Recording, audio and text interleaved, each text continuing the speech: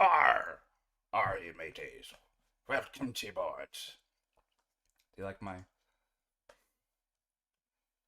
pirate impersonation?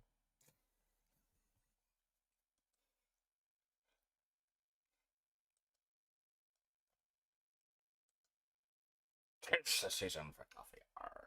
All right. Welcome everybody.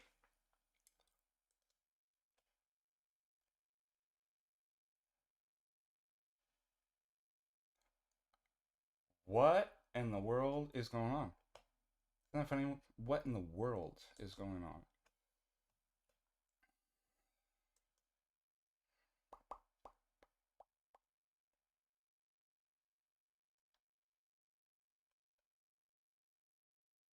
Pawn on in, everybody.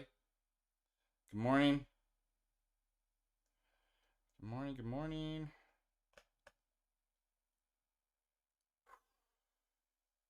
What do you guys want to do today?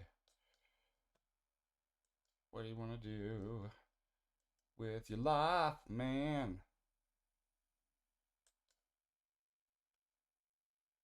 Ooglisha wrote me.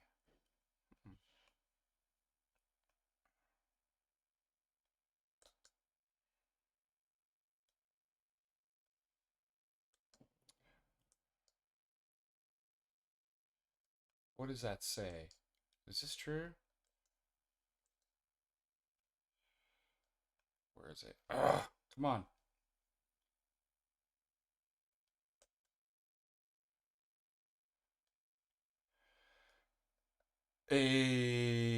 My computer's going slow. What is going on? Come on, I just had this up. New head of Sinai Church elected. Is that right? Interesting. Archbishop Damjan? Hmm.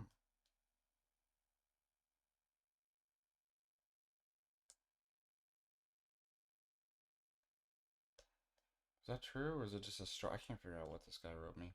Anyways.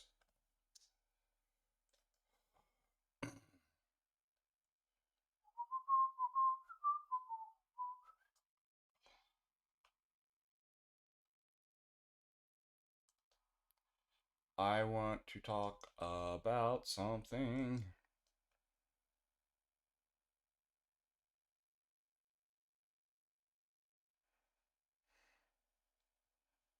I don't think so. I don't think seraphim look like dragons. Don't you know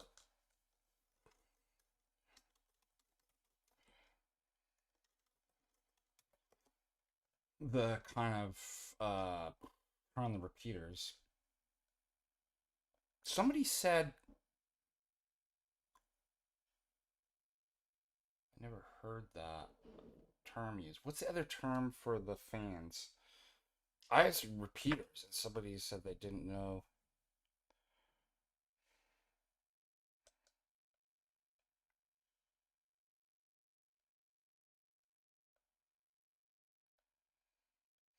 Seraphim images, the seraphim.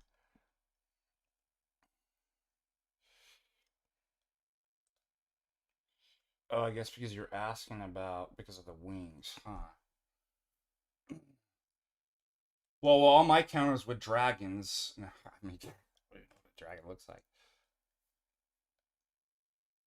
Like half snake, half bird thing.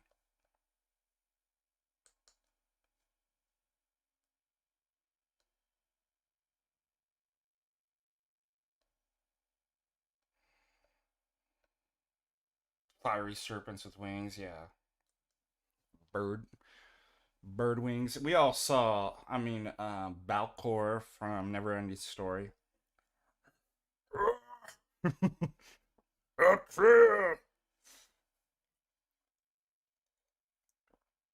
What a weird thing. I hated looking at that thing when I was a kid on that. I'm like, that's disgusting. Like, there's something just weird looking about Balcor.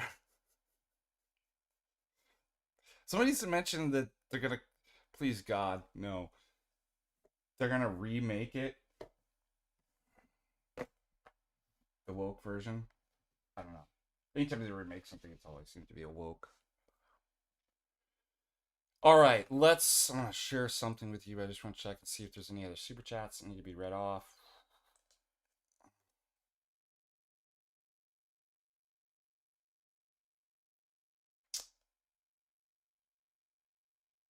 No?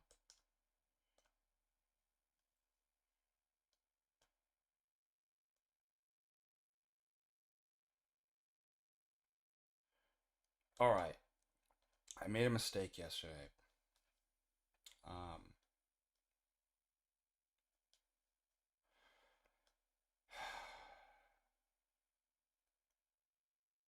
I feel like a hypocrite. I am a hypocrite. What? Forgive me. So, remember I mentioned when I posted this from Psalm 140, set up, O Lord, a watch before my mouth, a door of enclosure round about my lips. My heart not incline not my heart to anything, to any words of evil, to make excuse or pretext for sins with men that work iniquity. I shall not join with their chosen. And I was encouraging everybody in light of what's going on not to argue and go on and argue with the left and the liberals over this issue about Charlie Kirk. And please forgive me, I did the exact thing that I told you not to do. And so I asked for forgiveness. And one of the reasons I believe we talked about this last stream, there's a sort of demonic possession, so don't engage with the demons. And it did. It opened up, and I came home from liturgy, and we can go over what this guy said, but I ended up deleting it, and just not engaging. But I made a mistake. I'm sorry. Um, and it brought a spirit in. It brought a demonic spirit. Like, it was the one thing that I was telling everybody not to do. I ended up doing, and regretted it almost immediately. As soon as I was just like, why did I do that? Because I was not setting a watch over my heart. I was not paying attention. I slipped, and I asked for forgiveness. I'm very sorry. And it was a mistake. And it had consequences. And I'll tell you what I said. But so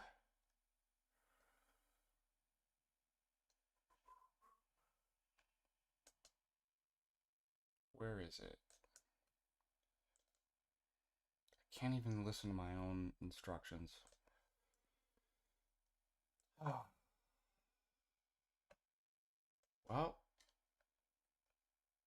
fall down, pick yourself back up, Deacon, and make sure it doesn't happen again. I'm trying to find it now. Where is... Whatever, I'll just type in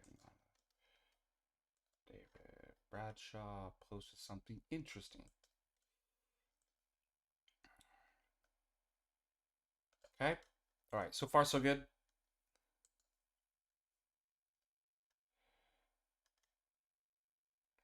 Thank you. Yeah. Our thoughts. Just so stupid that all it takes is one little thing like that, like so fast, and then I'm like, shoot. And the thing, it will at least I didn't respond, like, because here's the thing, you can never just say something to the person and then just cut it. Well, actually, I did. But, like, it was inviting me to go in. I'm like, no, like, this is exactly why I should never have said anything. All right, let me show you what happened.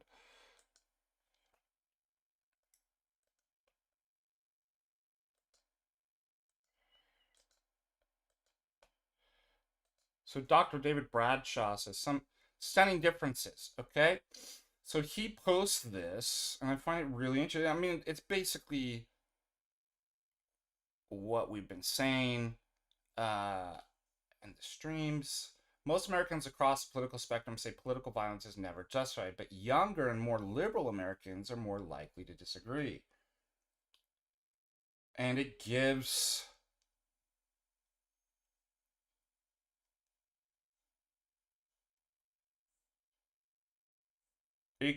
like very liberal, moderate, conservative, very conservative. From the radical left to the radical right, isn't that funny that actually the radical right,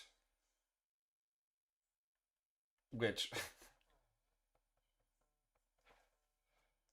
is hilarious, that we call, like, people call it radical. I guess in light of a crazy world, it's like pretty radical that you shouldn't be cutting your pee-pee off and,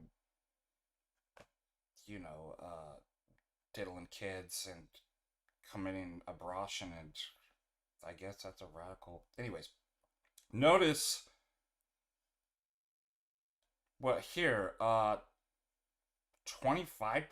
of very, like, think it's justified, and then it goes down,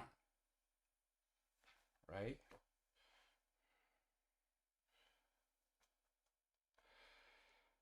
So, this can be found here.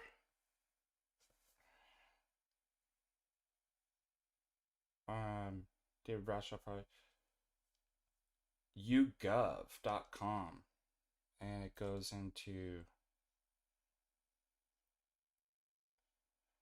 like the stats, the ages, etc.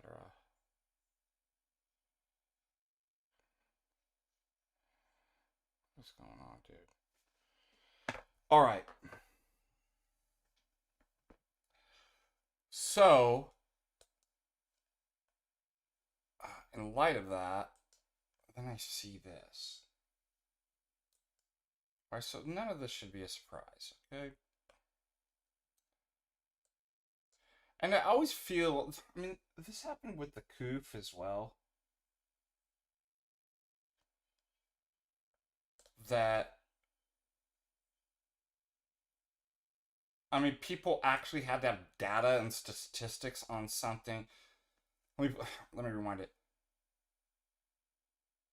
When we were locking everything down and canceling schools, right? Immediately over the flu.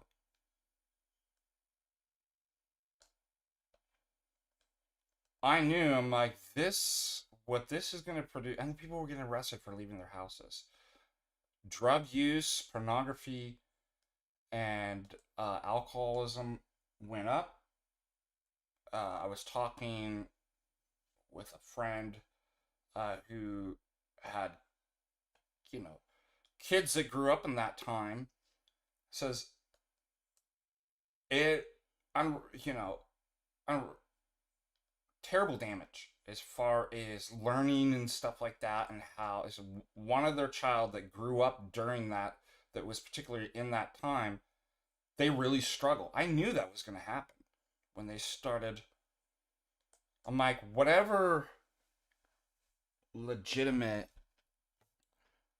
concerns to prevent the coup, and what if there was, even if I granted the numbers were accurate, I'm like, by far we're doing far much more damage in trying to solve this than anybody that has eyes and to see and ears to hear should have known that. And what did I get? I had people arguing with me like, sources, numbers, stats. Like, you need stats to see that? You're a retard. I mean, I should have learned back then, you can't have conversations with these people. Like, it's like a heretic. There doesn't matter. And what do you always do? You provide them stats. Here's stats, right? For something that nobody should need stats for. Everybody should realize, who has eyes to see and ears to hear, of course the left is violent. Radicalism. The right is predominantly not. And we could just take a historical analysis to where it emerged and how that happened. But if you're a heretic, everything is evidence for your position, nothing can be evidence against it. You'll reinterpret it, and that's exactly what happens with this. And that's why I was saying, I'm like, why are we engaging in political discourse with the other side? It's way beyond that. There's nothing, they'll just reinterpret it. Okay? And so here, I want to give you an example of exactly, and the mistake that I made, I didn't even listen to my own advice and went in. I wasn't actually responding to the person directly, but this guy,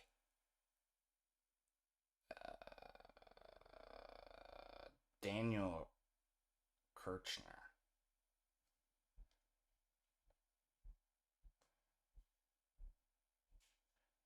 And this guy, Brad Vane, he's always taken a liberal take on, yeah, dude, give a thumbs up. Way to go, Brad.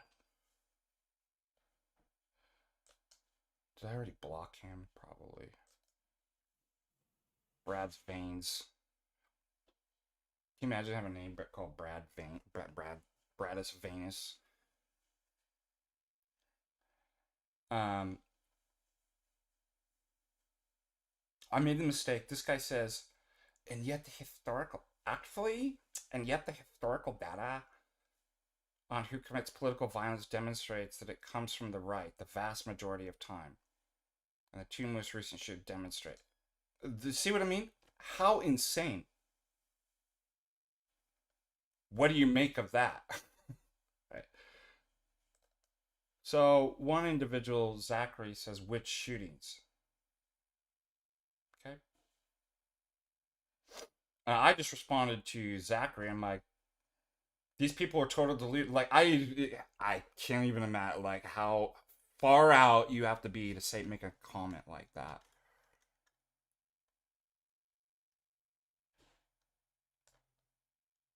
The two most recent. I mean, you're literally holding up 2 plus 2 equals 4, and they're telling you it's 7. No, it's not. It's not 4. It's not. What do you do with somebody like? And I want to talk a little bit about what he cites here, but I made the mistake responding that I'm like, these people are incorrigible. And I mentioned, I'm like, there's nothing you can say to them. And you'll see this. Now, this guy's fairly nice. He doesn't get salty or something, so I will give him that. But it's, I mean, first of all we have to do is probably just look at his profile to be like, if you're using the word solidarity and indigenous communities and stuff like that, you've already lost. Bait. Solidarity, guys! Come on!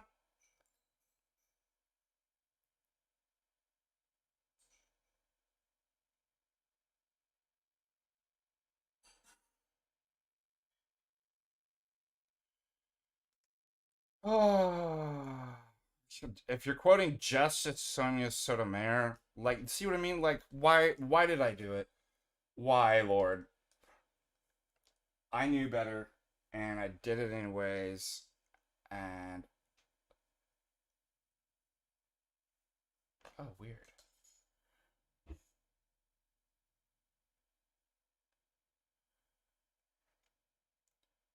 What was I not at this conference? When was that? 2018? Was that like the one conference that I missed with? Alright. Sorry, I got distracted. Actually, I deleted it. I just was like, because the person responded, whoa, who are these people? You. I mean, just as this whole conversation, he's going to quote the Cato Institute data on, we'll go over that in just a second. And he goes all the way back to 1975. And I'm like, look, once he does, I'm like, so now I'm in what? I'm in a position I have to walk him through that. First of all,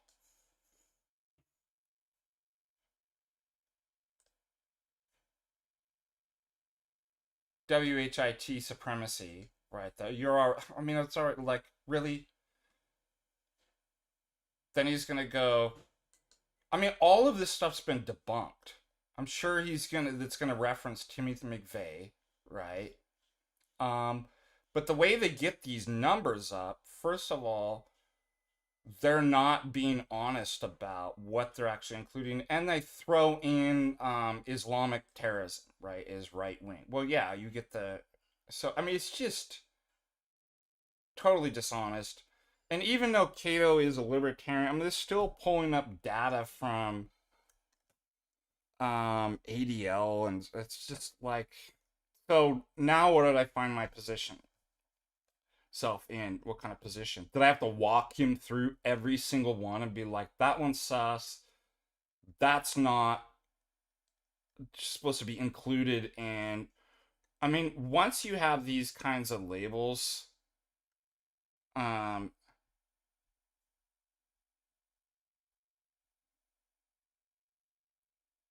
David's gonna call. Once you kind of make these categories and you can kind of play games, you can get statistics to say whatever you want.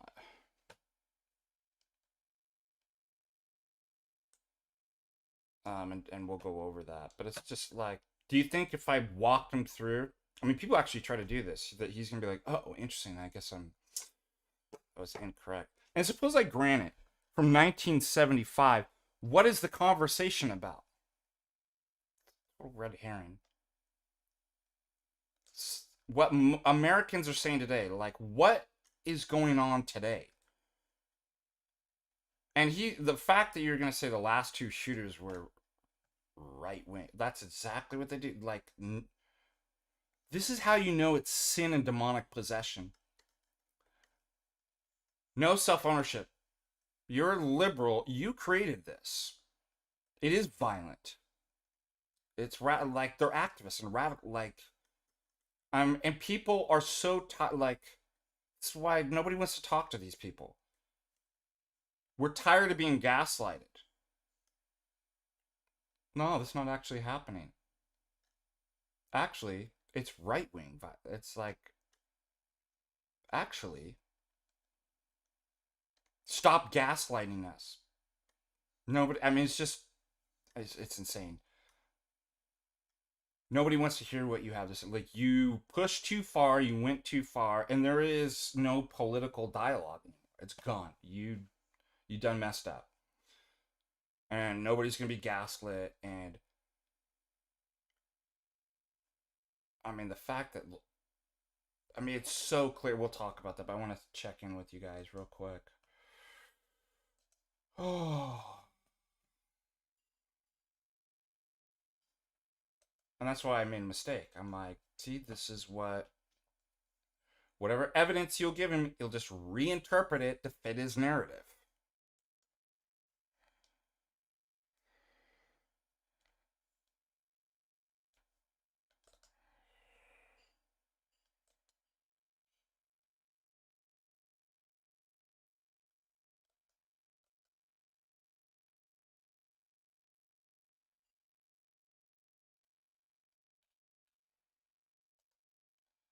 What is this tard doing in my chat? Who's this guy? Bong, bonging stuff? Does it look like the stats are from Facebook? The stats wasn't from Facebook, you moron. A professor, a leading Orthodox professor, who's the nicest guy. I mean, he gives the benefit of the doubt and like, he's not mean like me. Put that up on Facebook. The stat's not from Facebook. This is boring. Well, you're boring. So you can depart. You are banned. I love banning people. Your hate makes me stronger.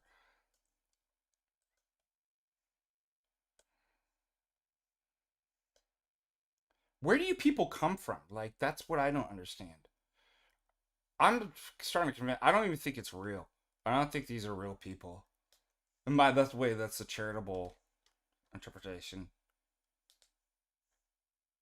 Do you just combing the internet and you're like, hey, somebody's doing Q&A discussion, and you jump on and you think that, and then insult me? You must be the life of the party. You must be the star. I bet that works real well in job applications too. I find this interview boring.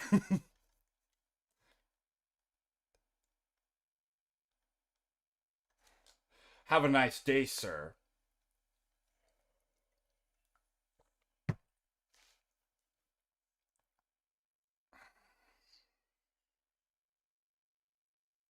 I love banning people.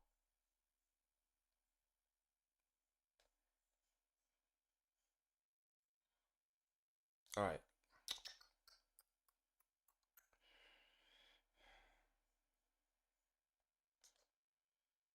Yeah, holy moly. I mean, look what. Do you really need statistics? Why are you making fun of me and saying I'm boring for just putting up statistics when we didn't even need them? Just look what one side is doing. They're cheering on, and they're in a demonic possession.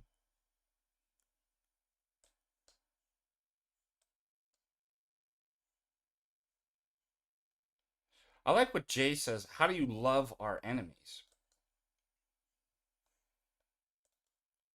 This is the problem. I saw some girl arguing some Orthodox person about Skittles stuff, and that's the problem is like they just like, well, it's hate and it's not like, no, you don't get to, don't ever let your opponent define what love means.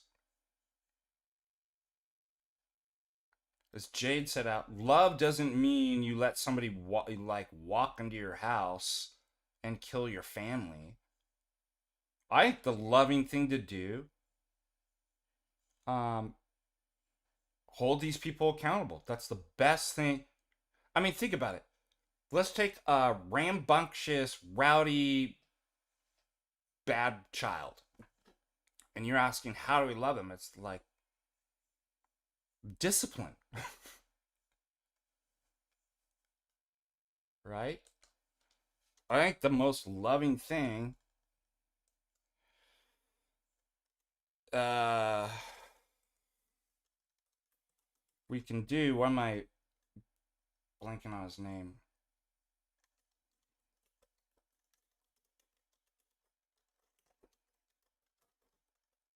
I know it's been a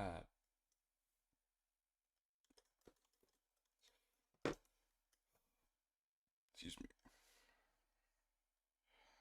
Yeah, Oscar Benavides. For my friends, everything from enemies, the law. How do you love the law? I think that's the best thing. Just like with a child, hold them accountable. Like, would it be loving if you're just like, you enabled a misbehaving child who's causing ruckus in the family? No, you apply the law and discipline. It's the most loving thing that you could do.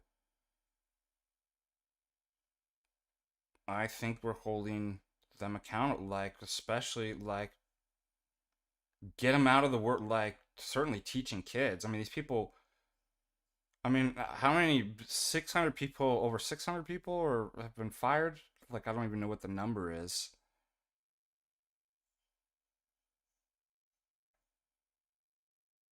Like, at least some of these people are teaching our kids. It's like, that's the most loving thing you could do. Like, you're not going to have a job anymore.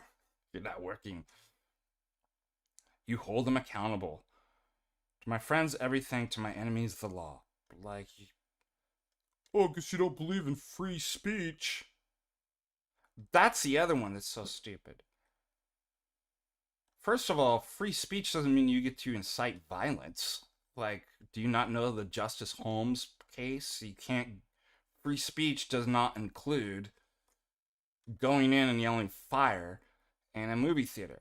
So what are you talking about? Notice these people are not honest people. Number two, it's about what the government can do. It doesn't mean that there's not, and especially in the private sphere and in the workforce, that you can say anything you want without impunity. And a perfect example, I want to turn around on these people and be like, all of a sudden now you're concerned. The people that were canceling and had no problem are now going, well, I thought you believed in free speech. No, you don't get to say that. The opponent always does this, the atheist, right? Well, they're going to lecture you on morality. They don't get to lecture Christians on morality. It's the same with this. The liberal and the leftist now going to lecture you on being consistent. You don't get to do that. All fair in love and war. Like, we're beyond, right, arguments and principles and stuff like that. But it doesn't even make sense anyways. Because that's not what, like, you're manipulating the word and the law about what free speech means. It doesn't mean that you can say that all speech is protected. And it doesn't have anything to do with, especially employers, and what you can say in the workplace to be free of consequences. I mean, think about this. If it was, do you know what sexual harassment's defined as? Why that was made law in the workplace? It's a federal law because it's speech that's not protected. And it's pretty general as how this is defined. Anything that is perceived as offensive that relates to sex, either being a male or female. A joke, like, it doesn't have to be sexual in nature. Merely relating to either male or female that makes somebody feel uncomfortable. If you create, if you say something that creates a hostile work environment that makes somebody feel uncomfortable, you'll be legally charged, right, and fired for sexual harassment. Like, do you see any of these people? Like, so now you're saying we should throw that law, because we should throw the law out on sexual harassment because now all of a sudden you're a proponent of quote unquote free speech? Do you see how disingenuous these people are? Hush Tones sends in $4.99. Speaking of lefties, I'm having trouble deciding if I should invite my ultra liberal agnostic dad to baptism. Yeah. I mean, I'm not saying like never like have them in your life or anything like that. I'm just saying, as far as political discourse, to like, don't talk to him. Like, I made the mistake yesterday. It was like, see, that's exactly why I knew, and I said what I said, and I broke my own rule. I paid for it. The rest of the night was like weird stuff, like an issues going on, because I'm like, I let a demon into the house. God forgive me. That's why I was saying, I'm like, just for your own peace, and like, because I actually felt a lot of peace and control throughout this whole Charlie Kirk thing, because I wasn't actually engaging and arguing, politics with the left. And then I made that stupid comment. So please, I am asking for your forgiveness. Luckily, I didn't go farther. Like, 'cause of course, the temptation was there. Like, well, I'll just walk them through all of it and prove my case. Stupid and deluded. I'll just provide the rational argument and they'll listen to it.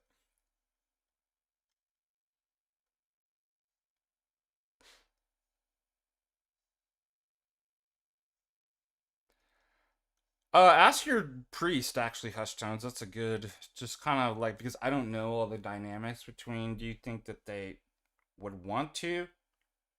Is there any element that they might find interesting about it? If not, don't. I wouldn't.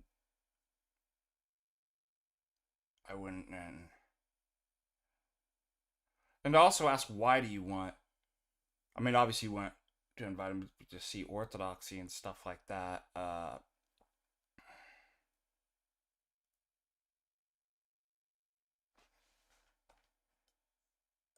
All right, moving on, shall we?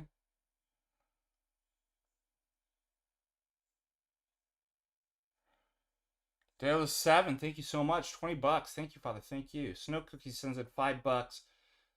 As it concerns freedom of religion, should a Muslim majority be able to vote No, I don't believe in freedom of religion, so.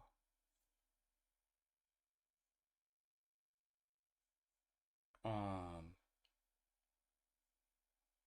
yeah, that's a good question. Because that would, yeah, a Muslim would. But I've always been against freedom of religion. Now, I'm gonna be a level in which you allow somebody to practice their weird cult or something like that, but like, sort of like immigration, right? Like, most people, sane people, wouldn't be just like open board. Like, obviously, just looking historically in the United States, there was, even from, European countries, I mean, keep in mind, the United States is not a melting pot. That's a made up, stupid myth that, when did that come up? Like, they came in like the 60s or something like that. It's a British Anglo colony. And not all Europeans were given the same kind of access to immigrating. And, I've got Irish and Norwegian, like, immigration was closed at certain times, even for Norwegians, right? So, why? Because it's not, they wanted to preserve the kind of Anglo Saxon kind of American. It was not a melting pot. And so, I would say the same thing with kind of religious. Like, you might allow certain periods of time, little, but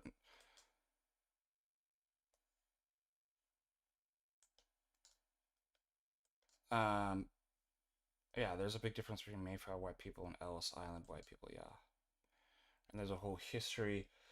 Actually, it goes back to part of the liberal. Comes from the Puritans, right? This whole kind of, yeah, one nation under God, and keep in mind too that the establishment clause, right? The government, put that in its context. Obviously, it didn't want a Church of England to run at the federal level. Okay, and in light of that, obviously, and should not prohibit the free exercise. Well, that's kind of vague too. Um, but maybe that's a bad idea to say that. But anyways, do you know states have the ability to establish a state religion? Because people are like, separation of church says like doesn't exist. It's a stupid made up.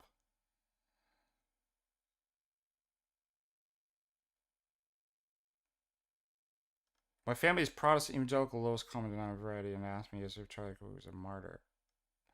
Well, not in the technical sense of the term, but in a colloquial. That's what I mentioned. Was he a type of? Did he? You only say martyrs of those who are Orthodox. Like, yeah, there was a type of martyrdom. Like he, you know. What's amazing is I was talking about Godson yesterday during church. God forgive me, and I think you saw this with uh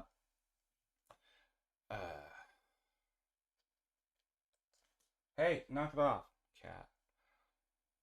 Scratching at the door. Um, blinking. Sam Hyde. I almost feel bad now that he died. That like I was critical of him.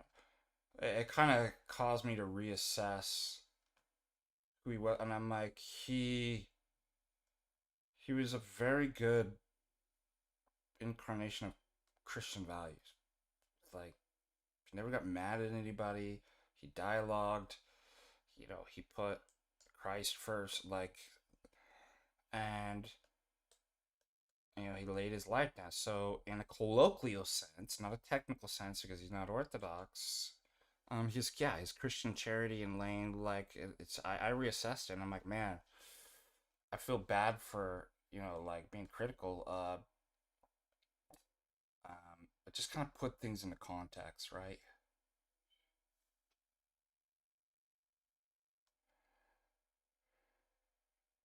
Yes, thank you, Kogi.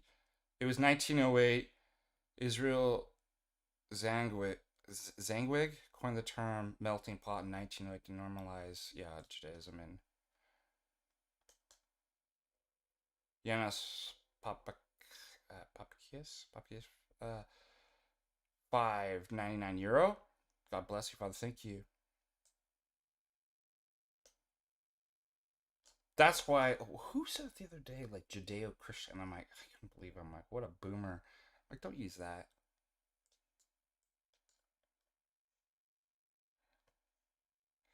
Did you see Jay did a really good stream?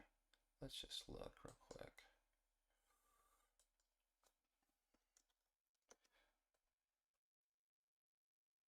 An overall kind of assessment.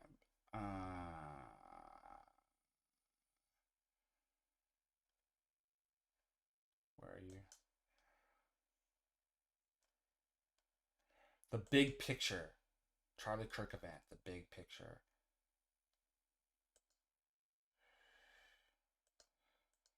I think it's important to kind of visit the British Anglo Empire and kind of, I mean, all of this stuff's kind of connected. The formation of the United States and why, like, he goes into United States, England's attempt to bring America back under their control and power. It's really good. So, and then the rise of Bolshevism and who that was financed by, right? And obviously the fascist movements and Germany and, as well, with Tiny Mustache Man, and how that all kind of works and was financed by banking, and specifically through the British Empire and the oligarchs and stuff. Like, that's important to. None of it's conspiracy. It's all in tragedy and hope, and it gives you a kind of framework to kind of understand what's going on and how. Anyways, I encourage you, check that out here. Rothschild Group does have an interest in that regard to World War I, which was also aided by another fake flag event. All right, let's just review some assassinations, but most countries are getting into topics that nobody else is really talking about. And this always happens when we have these high-profile events that everybody just dissects it, and they never put it in a big context. They never give the big picture, the meta-political picture. This is, of course, one of the biggest political ASS events in decades, since maybe even in the last, maybe back to JFK. Yes, America has, a long history of political assassinations, but most countries do. Of course, World War I is kicked off by the secret society, the Black Hand, which was a Serbian national. That's, Black Hand too, keep in mind. Also, it is good that the governor of Utah called it a political assassination. It is a political assassination. It's just political. Movement probably manipulated. It seems like it was manipulated to assassinate Archduke Franz Ferdinand for a radical political nationalist agenda in that case. And some people think it was engineered by British intelligence. The Fabian Socialist Milner Rothschild Group does have an interest in that regard to World War I, which was also aided by another fake flag event, the sinking of the Lusitania. So yes, really, in political life, in nation state or imperial life, this is actually the norm. This is what happens in most countries, I would say. So I don't know why some people saying that this is some sort of unique American phenomenon. That's not true at all. This was something that might be a sea change, right? This might be an event that completely changes a lot of people's attitudes about the left, about being browbeaten into tolerance, into all the stuff that the opposition, that the ops has no concern for. They have no concern for equality, fairness, or any of that stuff. That's why I'm saying they're trying to use that language, tolerance, equality, and stuff like that. It's weaponized. They don't care about that. They don't care about justice, and they care about power. And they'll browbeat you with these things. They'll, you got to speak. You have to hold to these principles. Not to do a dang thing. The political discourse with the left is over. The left is, of course, a manipulated entity for larger power elites to push a bigger agenda. So what is that bigger agenda? Yeah, so that's the other thing to keep in mind, too. It's not just like, well, it's just people, and they read stuff, and they come to their own conclusion, and then you create a kind of, some people are just liberal, and some people are kind of more conservative and right. And that's just how people are. These are manufactured. And even on the right, too. I mean, I don't want to just criticize the left. What is the manufactured consent of the right? That's most obvious in terms of brainwashing. Zionism. The majority of right-wingers and conservatives are evangelical tards, and that supports that. Like, that's brainwash. Like, the same thing that can happen to the left obviously can happen to the right. Now, the thing is, just as we're seeing the statistics,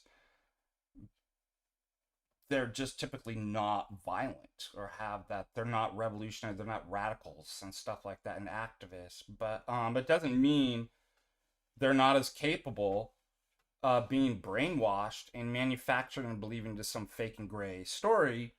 And Zionism and evangelicals in the United States is a perfect example of that. And guess what? Turns out it's funded by the same group, and we're going to go into that. Let's get into some of the topics that we haven't really delved into in a long time, going way back. We're going to go way back and get a bigger picture. I will be talking about some of the edgy things today. So be prepared and be ready to have your hearts and your feelings hurt. Yeah. Let's go back to Tragedy and Hope, and we're going to walk through in a kind of an overview summary way. I mean, it's going to take a while. We're going to be here at least probably another couple hours. We're not going to. A little short of 2 hours. And we're going to walk through the basics of Tragedy and Hope because, as you guys know, we did about 10 years ago a lecture series through the totality of the text. And to date, I'm the only person that's done an entire 16-ish hour lecture series through this absolutely essential geopolitical tome. Why is it so important? Carroll Quigley was a war historian, and he was the handler, the mentor, you could say, to Bill Clinton. So when Bill Clinton went to Georgetown, and when I think most people think it's pretty likely that Bill Clinton had some degree of association or participation in the CIA, this seems very natural with his connection to Georgetown and with his connection to Professor Carroll Quigley. Quigley actually has several books that are very revelatory. It's not just Tragedy and Hope, of course, it's also the Anglo-American Establishment, and it's also, he's got a book, History and Evolution of Civilizations, analyzing it from a geostrategic standpoint. Quigley represents a member of that WASP establishment of the Eastern Seaboard elite back in the 50s, 60s, 70s, and 80s. So we have to understand, first of all, that he is a apologist for the establishment. Yes. He's writing the book, Tragedy and Hope, to argue that the two world wars that happened in the 20th century and the Cold War, which this book was published in the midst of the Cold War, I think in the 1960s, 1966 is when it was first published, that the establishment was offering what he thought was the best hope for the world, which was democratic capitalism. Perhaps democratic capitalism could be the hope for a war-torn world after a century of conflicts and so many who had been unalived from war. Carroll Quigley doesn't seem to have too much of a concern on the side of the issue of Israel and Zionism, but keep in mind, this was in the 1960s, so at this point, foreign influence in the U.S. was not as strong or as powerful as it was. So anytime I talk about this, it's always people who've never read these texts who assume that me talking about this means that I don't want to talk about foreign nation state or Middle Eastern nation state, APAC, etc. This was written before that, and you do get stronger levels of influence in the U.S. after the Cold War, in varying degrees and varying capacities. So that really has nothing to do with what these books are about, even though these books do discuss the role of the Rothschilds in the history of banking in Europe and in the UK. And they also discuss the role of, Lord Rothschild, Balfour, et cetera, in the establishment of the nation state of Israel, all of which I've lectured about from the actual historic text that no one else talks about. Who else lectures from and talks about Moses Hess's own books? Not many people that I've seen. So the people that are always fussing and bitching and critiquing don't actually listen to or know what we talk about on this channel. And it gets really annoying and frustrating. And the other bad part is that we live in this era when everybody wants everything in some tweet one sentence, two sentence slogan format. Nobody is going to read this book. I've never met another person except for one guy, one or two guys on the internet who've read this entire text. So don't lecture me about what the book's about and what's really going on and all this when you haven't read these things. Like, you have to do the requisite reading material before I will respect you enough to listen to you, to tell me where I'm wrong when you haven't read these things. Now, did you know that Quigley in American Establishment, Anglo-American Establishment, talks about Kalergi? He talks about the Kalergi plan being adopted by the Royal Society. They listened to two plans. One was from Lord Lionel Curtis, the Commonwealth of God plan, which was the world federal socialist type of structure that ended up being adopted, and the Kalergi plan. And so it seems that there's a blending of these two plans that they've adopted. I've talked about this actually going all the way back to 2009 to 11, but people just don't know and they don't hear. They don't really care. They just want to argue and bitch. The book begins, though, not where you would expect. The book begins with 1776 and the role of banking elites. The relationships of governments were always in terms of the relationships, of banks and currency controllers with governments were always in monetary terms and not real terms, since they were always obsessed with the stability of monetary exchanges. They had thus the ability. Let me rephrase that. Between one between one country's money and another, they use their power and their influence to do two things: to get all the money and debts into expressed in terms of strictly limited commodity, ultimately a gold standard, and then to get all the monetary matters out of the control of the governments and into the hands of private banks. So he begins the book by telling you that the control structure, going all the way back to the times of East India Company and even the American Revolution, was due to private banking power, fiat gold note power, fractional reserve banking based around gold notes. If you had read the first few hundred pages of Treasure and Hope, for example, that might have prompted you to know and understand why Bitcoin would have such a strong value proposition. So the people that talk to me about why this is all stupid, Bitcoin is dumb, right away I can kind of tell, well, then you really haven't read Treasure and Hope, because you would be into Bitcoin if you understood the first few hundred pages. But he talks about really the history of Western civilization up to 1914, and he's at great pains to explain how it is that the banking elite fund and foster revolutions. And he begins the next chapter discussing Russia and why the West, particularly what's called the Anglo-American establishment, or really the old UK great game warfare against the Russian Empire. Why is that? Well, it's one of their main rivals. And he says Russia, when it saw itself as the third Rome, this necessitated on the part of the West, strategically he's arguing, the desire. Hey, Jamie, did you make me a coffee with honey? Jamie, I'm going to pause right here for a second and come back to see if you guys have any questions so far. And why am I bringing this up? By the way, you want me to do my Jay Dyer impersonation?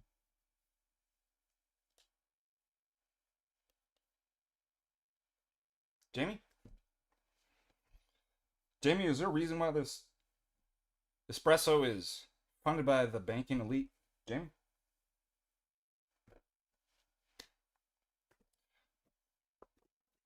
I gotta get all the things in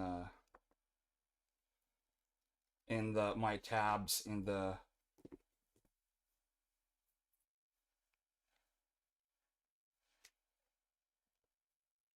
Did I do a good job?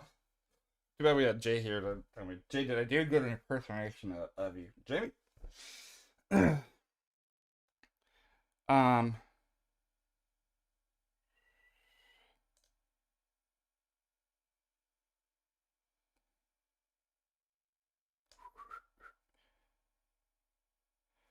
Because it goes back to this, the reason why I'm bringing this up is the naivete of people, these normies that come on here.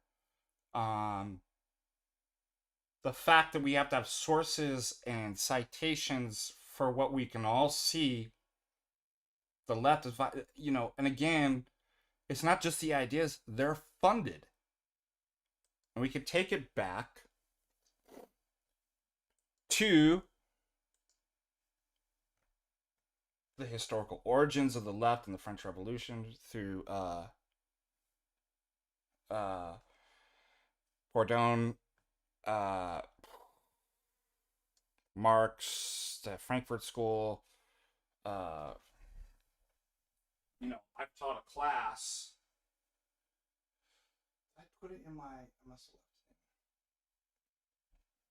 on this, the origins, but also this is really important too in the history of the kind of Europe and these kind of things, how these groups are funded.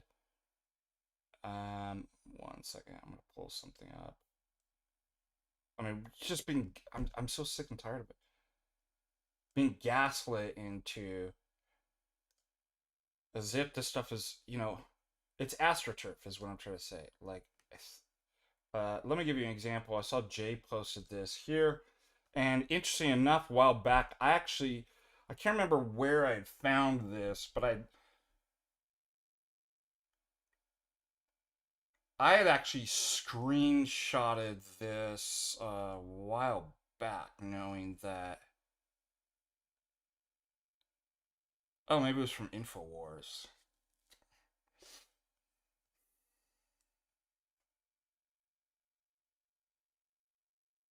I want to share this with you. Jay says, for things to change in America, a couple things have to be recognized. The people still don't grasp, right? The real locus of leftist power isn't directly political or in the media. That's what people think. Or that it's just grassroots.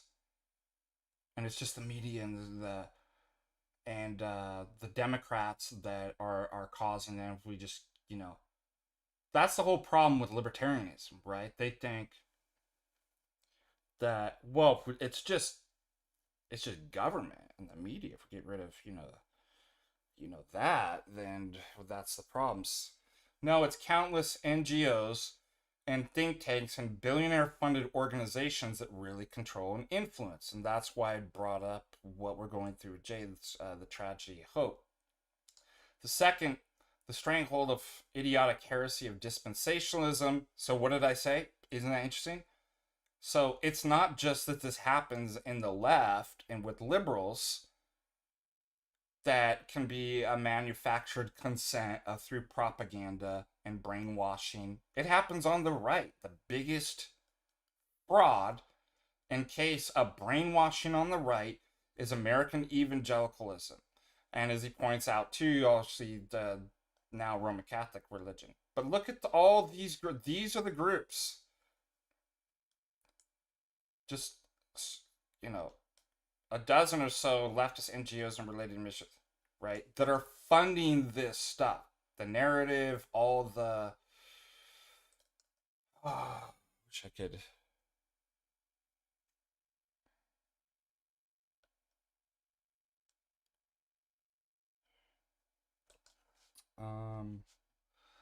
zoom in on this. But you can see some of these groups. Don't you find that odd that there's big money, huge NGOs? I mean, nobody. And then this guy's actually trying to. First of all, these are the groups that are behind the media that shape the narrative.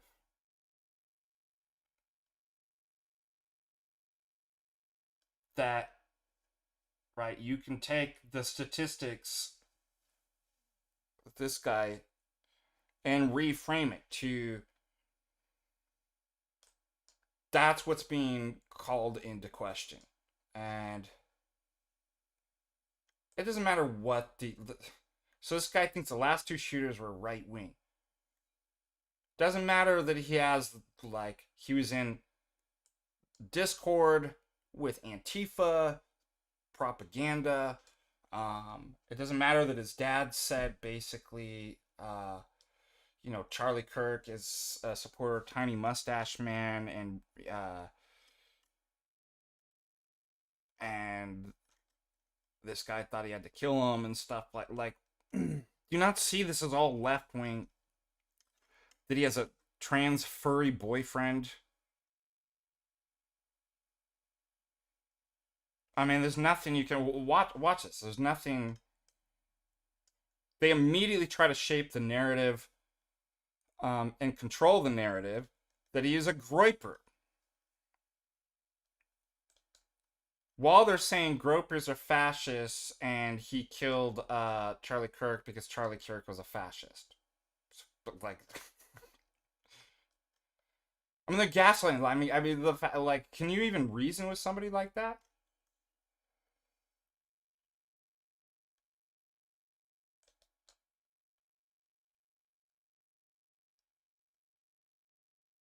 And look at preliminary information about shooter Charlie Kirk and Evergreen shooters are both white young the false white Christian males. See? Do you see the narrative? Do you see the gas from conservative backgrounds who were members of far right movements? Absolutely not. I mean, they just literally just lying to you straight to your face. But we don't have enough. So they make these huge statements and then be like, but we don't have enough information to say either. It's like, it's like, that's what I mean. Like, why did I do it? Why did I think I could actually say something and reason? He was a Mormon that later, this guy's correct, later embraced far left views as a member of Antifa, living with a transgender partner, involved in Antifa discourse, or yes. Now, that doesn't mean, again, it's not an either or, that he's just some young radicalized by Discord servers or something like that, and there aren't institutions and funding behind that. That doesn't, like, they pick people like this to be patsies and stuff like that. So and then what do? Yeah, exactly. They'll Photoshop them wearing MAGA, like all of it's to. I mean, we know what you're doing.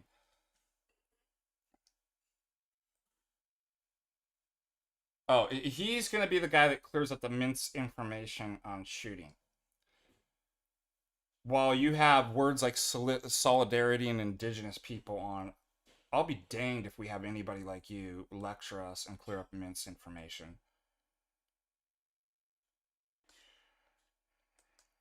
I think David Bradshaw actually calls him out.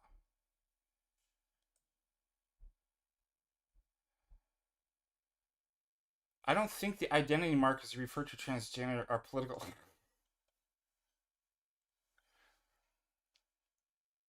You can make inference, but it's just based on stereotype. See what I mean? Like, doesn't matter what you show him. Like, he's literally got a transferee, putting Antifa. Participating in discourse doesn't tell you what. Only when it serves my purpose, right? That he's part of far right, which is literally a lie. Like, he was not part of any of these. All for me, none for thee. All for thee, none for me. Fallacy. But you can't apply that standard to me, you see. This is exactly what I knew would get into. I'm like, it doesn't matter what you offer. That's why it was a mistake for me to even respond and say that, to point out you can't respond to these people. I mean, have a dialogue with these people. It's good to show that this is exactly what. Like, there's nothing you're going to do to convince these people. I like this person, PD. I'm not here to do the work for you. Yeah.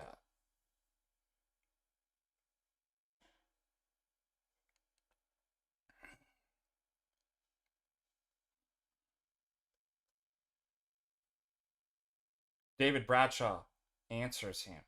To answer your question briefly, political violence is not the same as politically motivated terrorist attacks. So that's why he was equivocating to get the numbers, and we could even go through.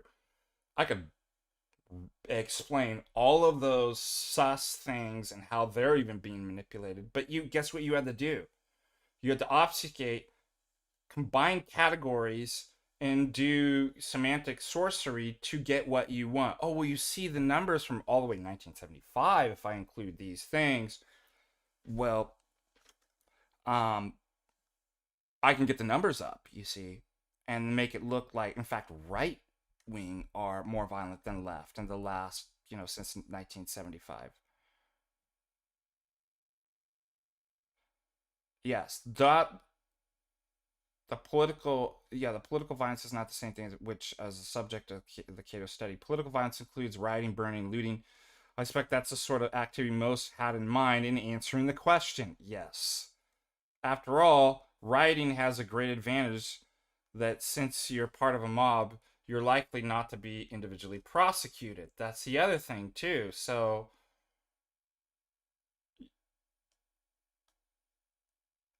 you can't put the numbers in the Cato study because those were only the things that were prosecuted, right? That were individuals. Hence, naturally, are more likely to envision themselves engaging in rioting than in terrorism. And then look at this guy. I mean, do you actually think January 6th was a violent insurrection? You still did this. And who, see what I mean? It's all just confirmation bias by right wing. You mean the one that people were shot down? Like, I mean, this is insane, dude. That Nancy Pelosi basically admits as a setup. They opened it. We have video footage. Who did it benefit? Did it benefit the right? There was nobody violent in the right wing on the, it was a peaceful protest. Oh no, you can't use it. That's our mainly peaceful protest while they're burning down. See, do you see the gaslighting? Everybody that was shot and killed and died were all on the right. Not that they weren't doing the killing. Like, and we see videos where they're just peacefully being let in to a trap, having a conversation with the DC police. Everything's fine. It was a trap to fit a narrative, and then what did it do? The media got a control of it. All this funding, and we're talking about these groups to control the narrative that it was an insurrection. These people still believe this. What a fag, dude. Look at this guy. I'm tired of it. I'm tired of trying to convince people that are just like la la la la na na na na na with their fingers in their ears. Na na na na na na na la la la la la. I'm right, you're wrong. I'm right. I don't listen to arguments. I'm burning your house down. I'm peaceful. Here's another recent study. 31.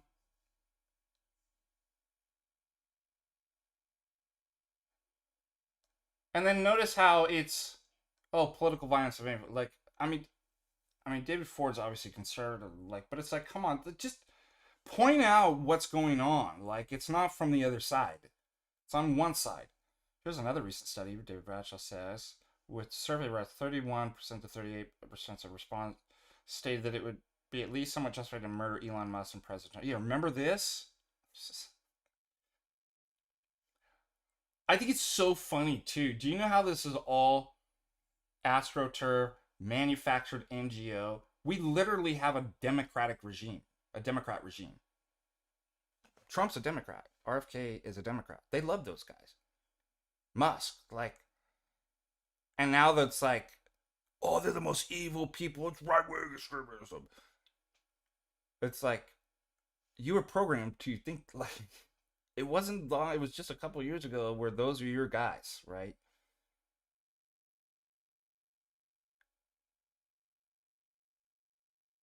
I mean, this is just. Anyways, what say you?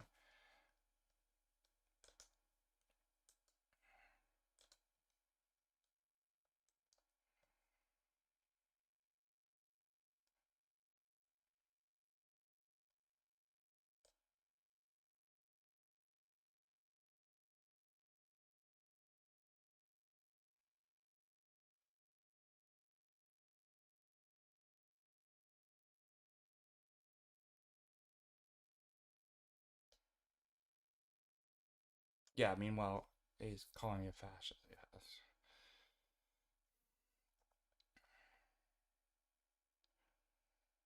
Controlled opposition. Yes, good point. I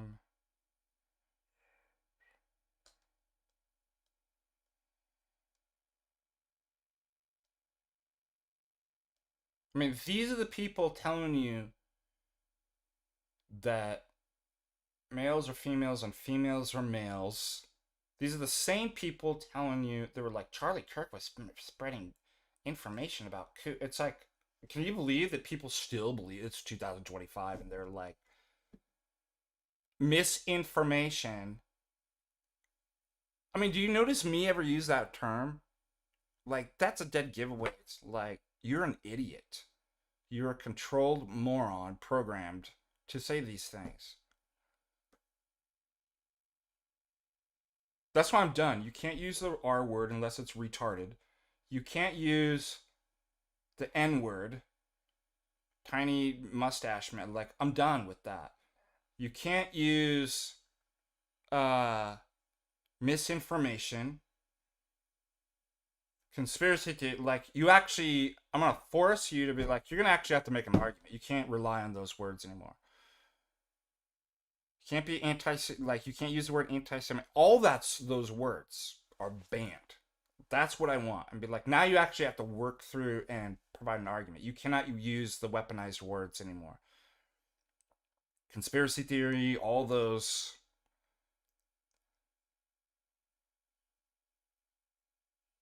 That's what I'm tired of. Um,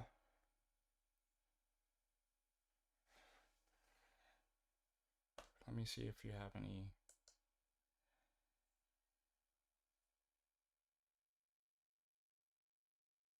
More super chats.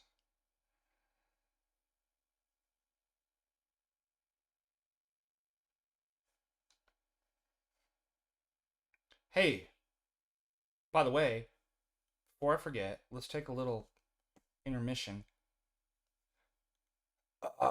Anybody in Southern California, Orange County, Los Angeles area, I will be at Dyson Days, October 11th and 12th at St. Stephen's Cathedral in Alhambra with His Grace Bishop Maxim and a lot of the priests of the Western Serbian Diocese. And I'll be staying in Orange County during the week. I'll try to get some surfing in. Can you believe it? By the way, I gotta start doing push-ups. Gotta get my upper body built up again. Otherwise, it doesn't matter how well I surf. Like if your upper body isn't like, you're not gonna catch a wave. So I've got 4 weeks to get my upper body somewhat strong that I can paddle out and be able to actually push up and get. I mean, that's the other thing. So when last November I went to Florida, I actually surfed with some of the parishioners there, and they were head high sets. Like I was like, I thought Florida was always small. We're surfing out by Jacksonville, and they were like, no, this is actually big. There was a storm that came. They're like, this is unusual, and the parishioners couldn't even get out. And I got out. I actually caught 4 waves, but I mean, it was actually really hard. I was like way out of shape. And the hardest thing is like you finally get out there, you get through all the sets, and then you're trying to catch one, right? And you're trying to pass, you're already wearing yourself out. And then you try to like push up off the board and you're like, my arms are rubber. Like I can't do it. So I was actually surprised last November that I was actually even able to catch 4 waves. Now, once I'm up, I'm fine, but it's about paddling. It's your paddle strength. So pray for me that I can get some strength back up because I would like to, especially with my godson and maybe some of the people from St. B's who surf, to do some surf sessions while I'm down there. And then also I think we're planning a barbecue to have all the kind of friends and stuff. So if you are in the area, you're interested in, write me. And if you could, we of course invite you to the Divine Hierarchical Liturgy and St. Stephen's Cathedral Sunday. Eddie, where's Eddie? Eddie, din, din, din, din, din, din. Shaka, bra. Yeah, super excited about that. Also, thinking about and I'll get some feedback from you guys.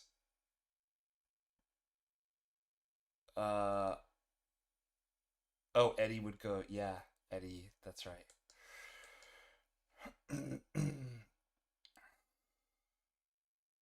Why am I blanking on Eddie's last name? Eddie, who that's named after? Eddie.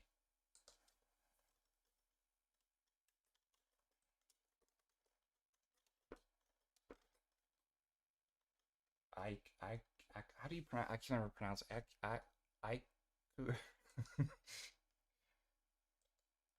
I have a hard time with pronunciations. For some reason.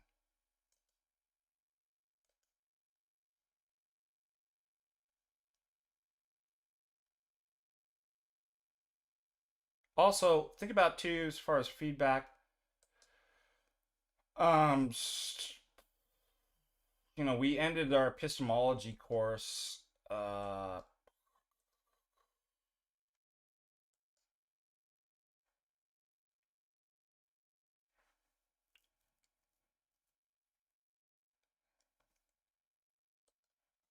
a couple weeks ago.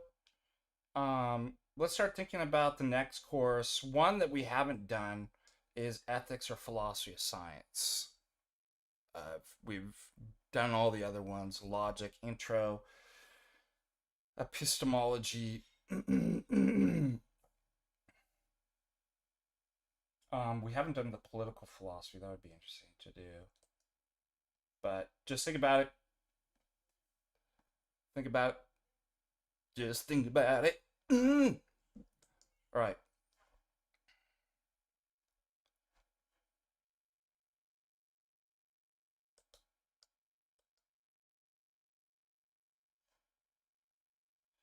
So, anyways, going back to, that was our intermission. Going back to the whole Cato Institute's data on political violence is misrepresented. That's what we're seeing. It lacks sufficient kind of context. Again, it's kind of normie and stuff like that. The fact that they're only picking people who were prosecuted, right? And I mean, the fact that he was like the abort, like we all knew that those were liberal people pretending to be. So the false flag ignores like how false flags work. Patsies. I mean, I can't believe how normie somebody actually has to believe in the whole Oklahoma City about the McVeigh and think that like the official story is like really. I'm like, there's documentaries on that watch that like somebody said, I'm not gonna walk you through every single thing. They're unreliable sources pulling from that data. They're confusing the categories between, as David Bradshaw pointed out,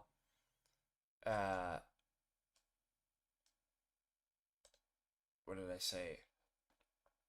Political violence versus politically motivated terrorist attacks. So they put in all the terrorists, get the numbers. Do you see what they're doing?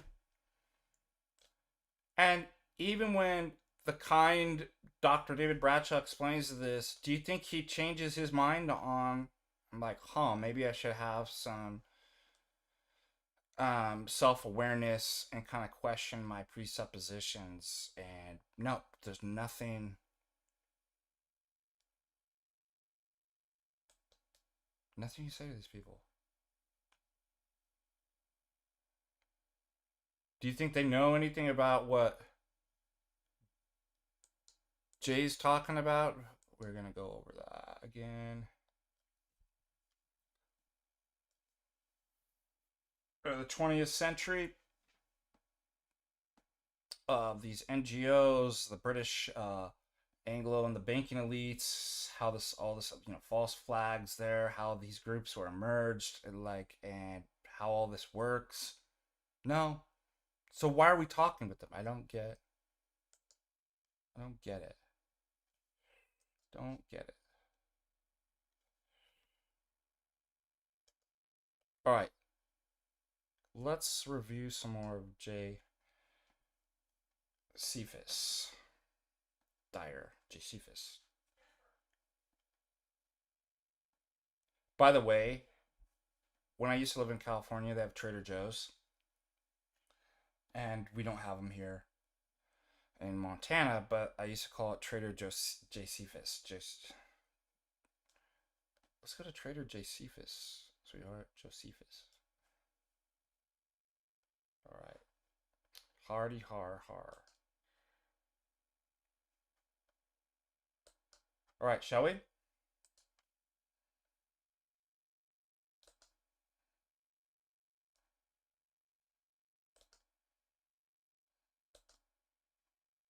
Allergies are going crazy here. Thank you. I don't have a cup. Thank you, Jamie.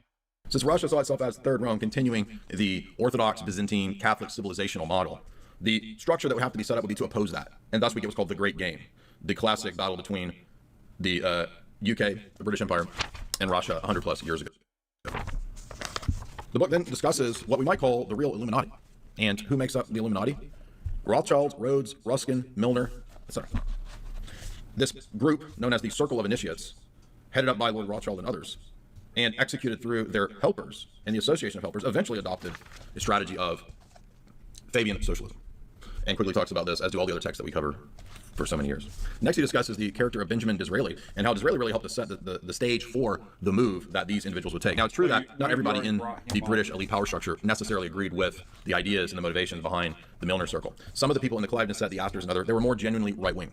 They didn't believe in Bolshevism. They probably had monarchist-type views, etc., traditional-type views, but they didn't really end up having the final say. And that's obviously not the way the things in the UK went. He does say, however, that Benjamin Disraeli was working as an operative on behalf of the Rothschilds to secure the Suez Canal. Disraeli's purchase with Rothschild money of the Suez Canal for £3,680 happened in 1875 and was motivated by concern for British communications with India and the British acquisition of the Cape of Good Hope. And I'll read this section here because this is relevant to what I said. The London Times has been owned by the Astor family since the 1920s. The Rhodes Rothschild Milner Group was sometimes spoken of as the Cliveden set, named after the Astor country house where they would sometimes meet. They also established several influence networks and groups in universities, including the chairs of imperial affairs and international relations. Some of these were set up as the Bayet Chair at Oxford, the Montague Burton Chair at Oxford, and the Rhodes Chair at London, hence the Rhodes Scholars. This is where it originates from. As well as the Stevenson Chair at Chatham House. This eventually influences the Rhodes House at Oxford. From 1884 to 1950, the members of this group worked valiantly to extend the British Empire and organize its federal system. So it was not originally necessarily a totally socialist project at this stage. Now, Ruskin was, as I understand, a socialist. So there were elements of influence of socialism. Lord Curtis's idea of the Commonwealth of God might not have been totally a Fabian socialist model, and many of those people, as I said, did disagree with socialism, but the attempts to expand the British Empire and bring America back under the British Empire, which was this early phase during the period of Cecil Rhodes, that thing. Yeah, so that's important. So that project failed. Keep that in mind. And then that's going to set up for the next. So this group, this network, went back to the drawing board and set up another strategy and another attempt, another method and means of their power and their control. It goes on to talk about Rhodes Kindergarten, Cecil Rhodes' structure. And this is where we get the roundtable groups, the Royal Institute for National Affairs, Chatham House, and then what we get in the U.S. is what's called Pratt House, which is modeled on that, which is where we get the CFR, the Trilateral Commission, and all those organizations that the Carnegie and Rockefeller families helped to really set up in the U.S. And they set it up intentionally as the mirror model for the U.S. So it's not, strictly speaking, a British Empire strategy. That was the old Rhodes plan. That shifted when that all crumbled and failed and the UK went bankrupt. But what came to the fore, what rose to the fore, was this Fabian socialist model and approach, again, supported by these people, particularly Lord Rothschild and others. Yes.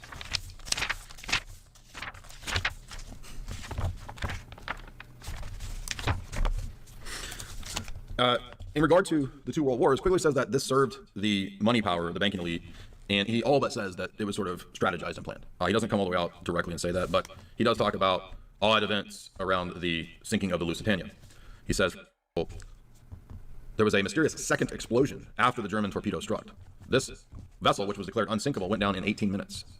The propaganda agencies of the Entente powers made full use of this occasion. The Times of London announced that 4/5 of the passengers were U.S. citizens. This drags then the U.S. into the conflict. The British manufactured and distributed a medal which they pretended was awarded to the submarine crew by the German government. So the British strategists and spies and propagandists were creating fake propaganda that dupes the Americans to come into this conflict, as they will actually do in the next war as well. So that's standard fare for the perfidious Albion. Then we get the, as a result of this, the 14 points plan and the rise of the figures in the U.S. right around this time, right? World War I, Federal Reserve, right? 1913, 1917, Bolshevik Revolution, all of that is occurring at this time when the U.S. sees the sudden explosion amongst its elites and its government class of open socialists. So for the first time, for example, we have a Fabian socialist president, Woodrow Wilson, who's handled by Colonel Edwin Mandell House, who happens to be handled by this same Fabian socialist Rothschild power structure. That's not accidental, that is by design, and this is exactly when we get the Federal Reserve private banking structure set up that is the perfect parallel of the Rothschild banking model in the UK, the Bank of England, and in France with the Rothschild-run Mirabaud Bank of France. I think it's also called the Paribas system. I was scrolling back through some of the Trajan Hope stuff, and I had forgotten some of these terms. But this also becomes the model after Bretton Woods for the Bank for International Settlement, right?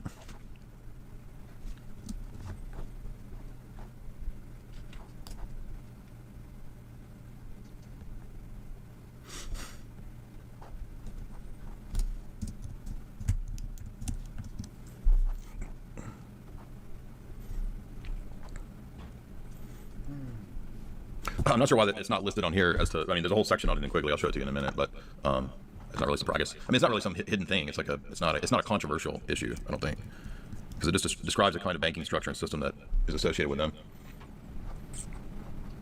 Yeah, here's a.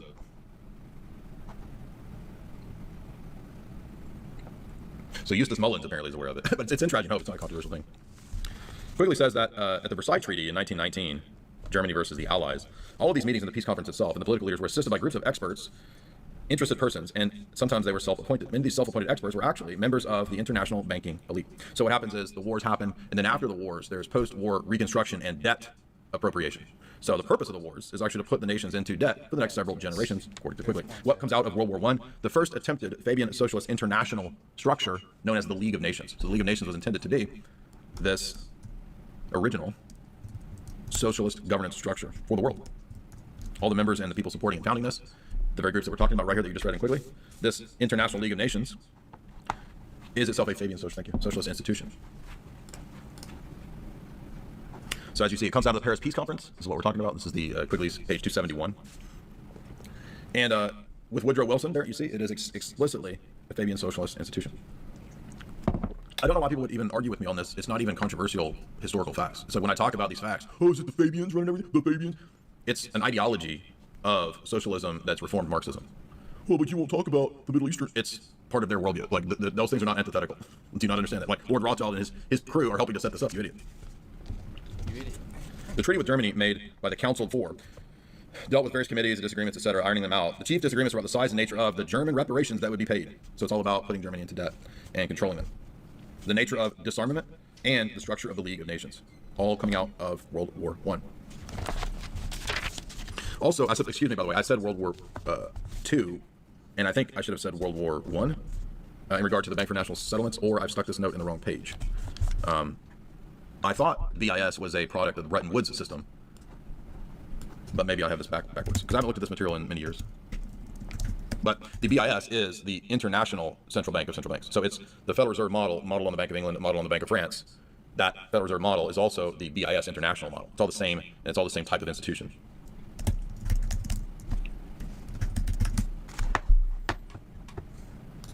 Well, let's see if this, okay, yeah, I'm right. So this is 1930. Okay, no, its initial purpose was World War I reparations. Okay, so it does come out of World War I. And who is it facilitated by? Even publicly, it tells you right here, the Rothschilds. Another interesting fact, though, too, that people who are gold boomers, they never talk about is the gold standard at this time, and yes, it was the best, it was also controlled and basically run by the Rothschilds. So even though gold as a monetary standard goes back way before the Rothschilds. I mean, they had gold in the ancient world, they had gold in the Roman Empire, right? The Aureus, they had the Byzant and Byzantium.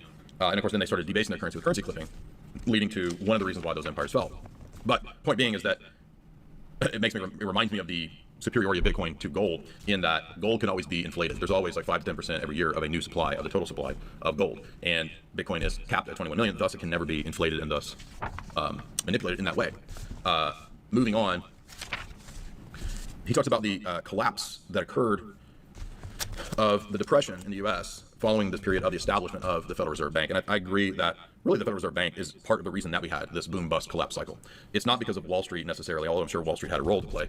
That's what leftists use as a way to push socialism, right? They say, oh, the Great Depression happened because of the stock market. But they never talk about the money printing and the inflation, which is exactly what the cause of it was, as we saw in the Saifuddin Amos book a few weeks ago when we covered that text.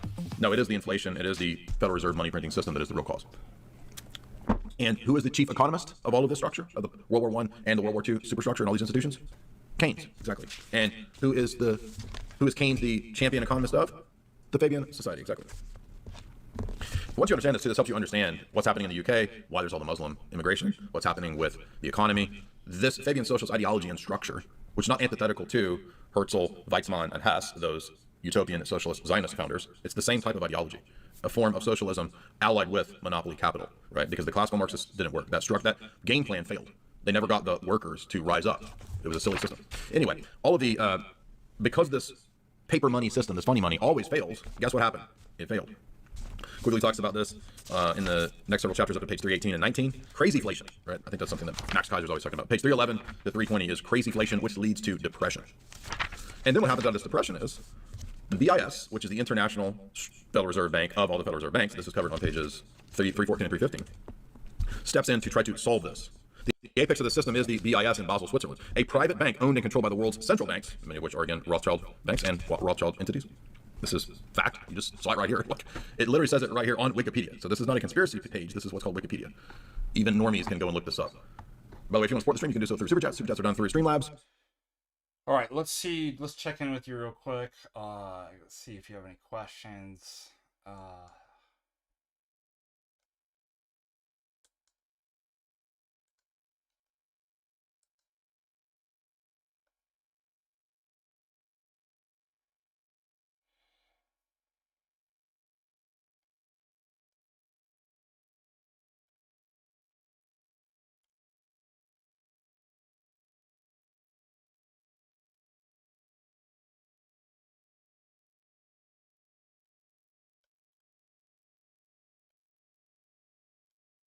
Nothing.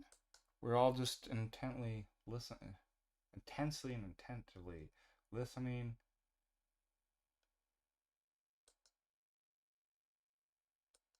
All right, we can continue if there are no questions, comments.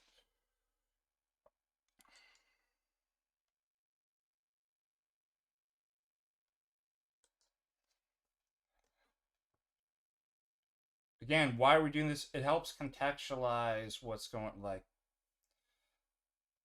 especially with the left, and again, how we know these things are funded. They are violent revolutionary groups. Is to help contextualize this within history, which normies can't seem to do.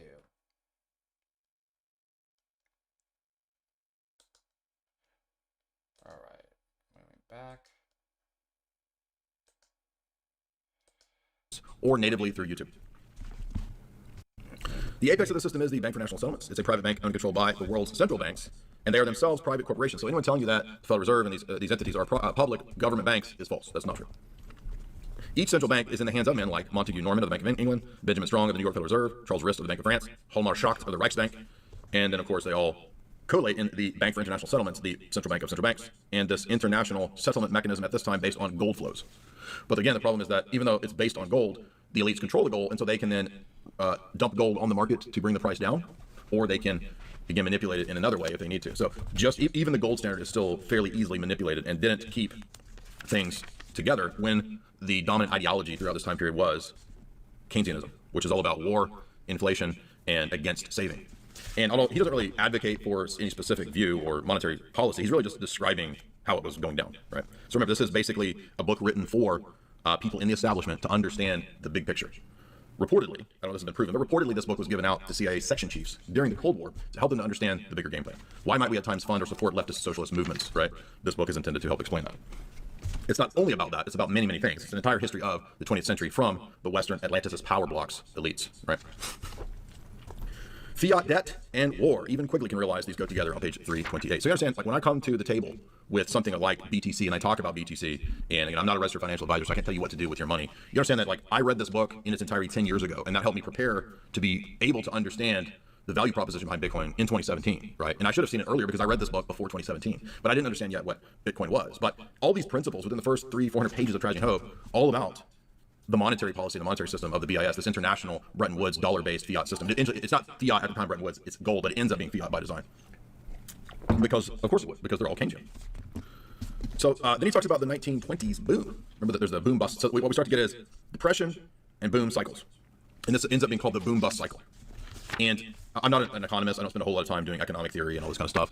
I find economics interesting. I've read economics texts all the way back to the 1990s, off and on. Various books, people from the Austrian Economic School, Ron Paul, people, Tom Woods. I've read this stuff for many, many years. It's not my main focus. However, what is interesting is that we start to realize that there are clear patterns that do emerge, even though nobody exactly knows why there's a boom-bust cycle. So there's different theories from all the different economic schools, the monetarists, the Austrians, the Keynesians, different people, and probably socialists too, in different schools of economic thought. They propose different theories. The only person I've really seen kind of give a plausible explanation is actually Quigley, and I don't think he's doing it intentionally, but he talks about after the period of the Depression and the collapse, when FDR came to power, Fabian socialism, by the way, all of the public works projects that he pushed and put into play did help things, but what nobody ever talks about is, well, who paid for all that? Well, it turns out the future generations paid for it. So guess what? The bankers. It was a giant works project that further put the U.S. into future debt. This, for example, is why everybody, I'm sure, is familiar with the famous executive order. I forget the number of it, but he's talking about it right here, but I don't know if he even mentions the number. You don't know. FDR issued a 61, what is it? Somebody in the chat room, or 6108, 60. He makes gold illegal. And the government says, we are seizing your ass gold right now. I want to know where to go now. Give me the gold. I want the gold.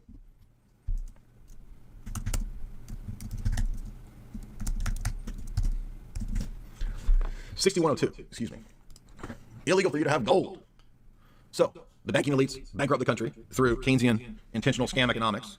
But what's fascinating is that most people think this is incompetence. And yet Quigley says, well, the banking elite actually kind of know what they're doing, because it's not incompetent to put the next future generation in generations into debt. You think the national debt is a giant exercise in incompetence? Or is it intentionally running the country into debt to control it?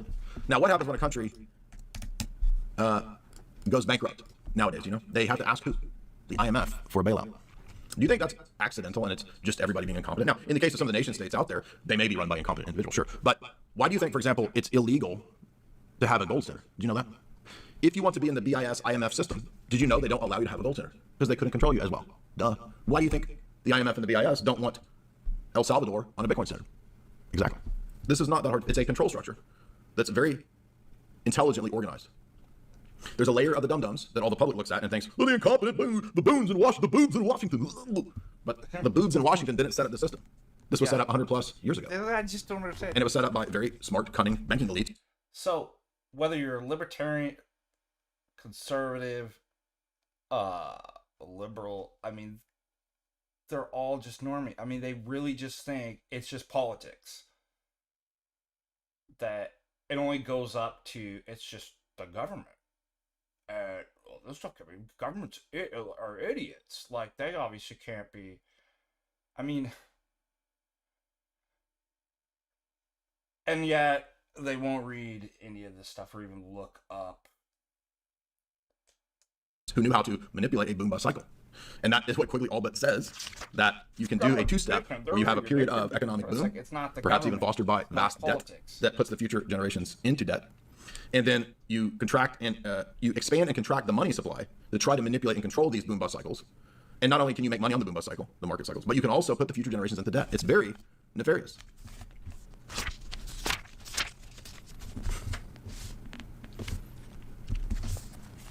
Following the Depression, there was a massive push by the League of Nations for free trade. Now, wait a minute, I thought Fabian socialists, no, Fabian socialists want free trade. You didn't know that? Because free trade helps destroy nation states. And Fabian socialists want international communism just in a slow motion way. That's the only difference. The end goal is the same. International. And this is going to become important too. So notice what he said. International socialism is communism. Okay. The reaction to that is nationalism. So that's why in the 20th century, you have nationalist movements and why they were destroyed. Like, why do you think, today if somebody comes out and says I'm a nationalist or something like that, they're vilified. They use the R word, tiny mustache man, all of that, because that's the only thing that is an obstruction in the kind of internationalist, banking system, the international socialism that stands in the way, which is the kind of international do you see how these converge? So it's so stupid, the dialectics, capitalism versus communism. It's like, no, that's international. Banking capitalism is the Fabian socialism, international socialism that they're trying to implement, you idiots. National communism and socialism, just in a different route. Marxists said, rise up and do it now. Yeah, see. Fabian socialists said, no, slow, 100, 200 years.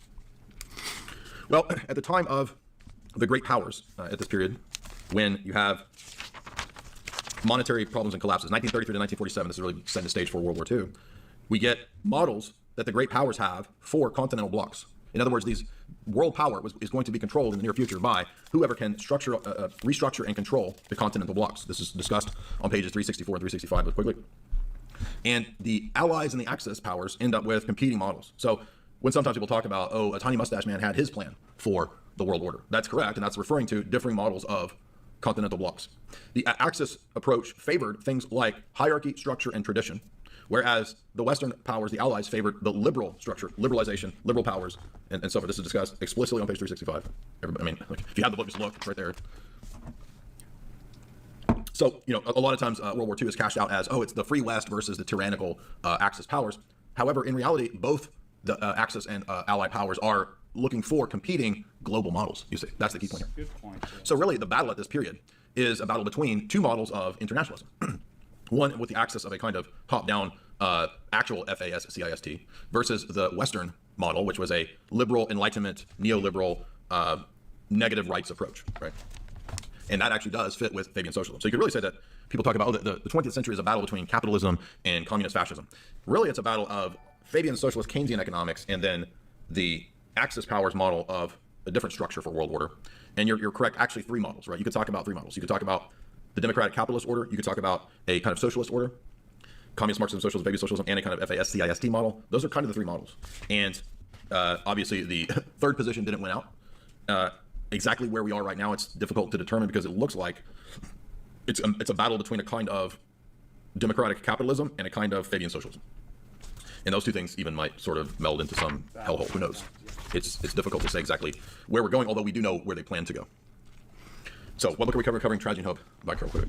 This is a kind of overview, and I want to do an overview because I want to situate the big events that just occurred in the last few days in the past, in the big meta-political picture, because we want to understand what does this mean, what does this symbolize, where are we going from here. The next section is international socialism. And so we see the Bolshevik Revolution happening, we see Stalinism, and he doesn't mention, does he actually even mention the Fabian socialists? Let's see if he does. I'm not sure. He may mention them, or he may just kind of class it under the bigger picture of socialism. And I would argue that really Kalergi is another one of these figures that are kind of Fabian socialist, if you're not aware. And Quigley does say in Anglo-American Establishment that the Royal Society elites did hear and adopt, to a degree, the Kalergi plan. Let's see if he mentions Fabian socialism. Even if he doesn't mention it by name, when he mentions the Rhodes-Milner group, it's the same stuff, Rothschild group.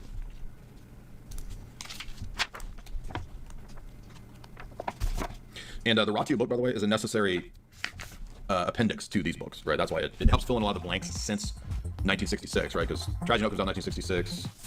Anglo-American Establishment comes out in it's much later, 81. And Ratiu's book is just a few years old, so it kind of paints the rest of this picture since, the rest of Quigley's writings. And yes, for those that are always bitching, Ratiu does include the role of Middle Eastern countries, and not even those Middle Eastern foreign allies, but also Islam. Islam plays a role in this, right? You can't leave. They're not the victims. They're not the heroes, right? As they always act like. I want to see if under the heading of socialism, if he mentioned Fabian socialism. It really doesn't matter because just anything to do with John Maynard Keynes is all the same stuff. So.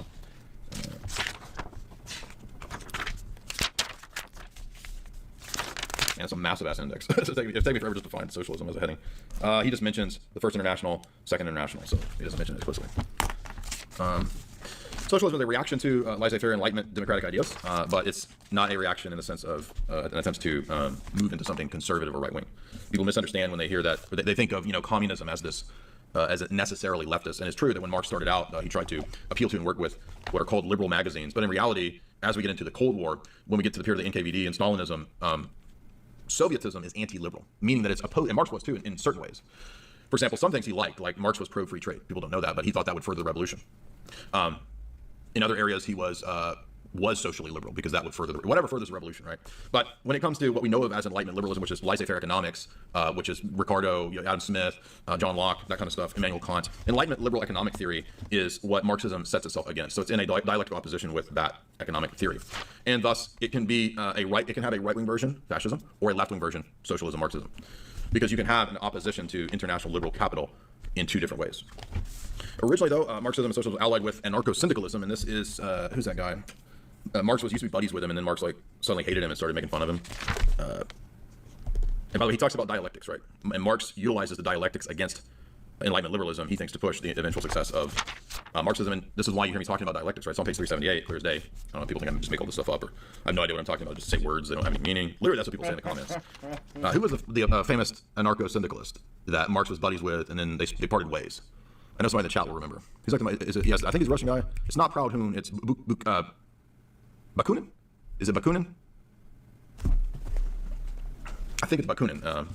But from the early days, they had to split ways because, no, it's not. It might be Kropotkin. It's not Proudhon. He was just the atheist. It's Bakunin, I think, yeah. Anyway.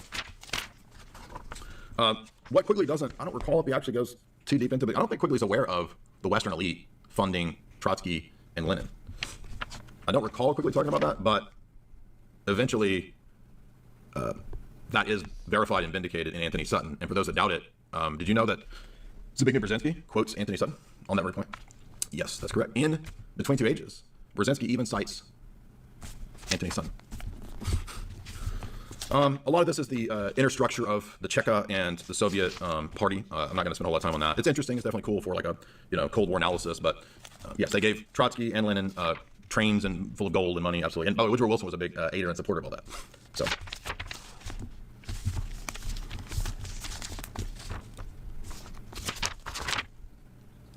Interestingly, he does mention German communism and the structure of the almost secret society nature of the communists and the Spartacist Union. And why was it called the Spartacist Union? Well, because Adam Weishaupt called himself Spartacus. That was his code name. And the reason that matters is that Adam Weishaupt was a communist, if you don't know. And that's why communism celebrates May Day. Okay, so I'm going to skip over, it's basically a chapter on German communism, not just Russian, but German communism. Then he gets to some first mentions of Tiny Mustache Man. Who's funding Tiny Mustache Man to build up the war machine? Well, it turns out first he says the industrialists. And most likely the industrialists felt like this person could be good if we end up in a war and money could be made from a war. The Tiny Mustache Man supporters originally, in opposition to the Reds and the communists in Germany in the late 20s and 30s, were not really right-wing. In fact, the NSDA, whatever, NSDAP, I forget the full German name, began as a revolutionary left party. Now, I know that right-wingers love to tout this, but it's actually true, right? So you don't have to correct me on, oh, here he goes, talking about how we're not the real liberals and the Nazis are the real socialists. That's actually true. Is there an example of what? Yes, read the book. He lists all of these things in the book. For example, on page 436, he lists it again. Fritz Thyssen, for example. August Borsig. Emil Kirchhoff. Albert Würger. These are all industrialists beginning to support what was at that time called the lunatic fringe. From 1924 to 1930, the party, we're talking about the Tiny Mustache Man, almost, not exactly yet, this is right around the time of the beer hall putsch, but they had it was a pro-workers party, the German Workers' Party in 1920.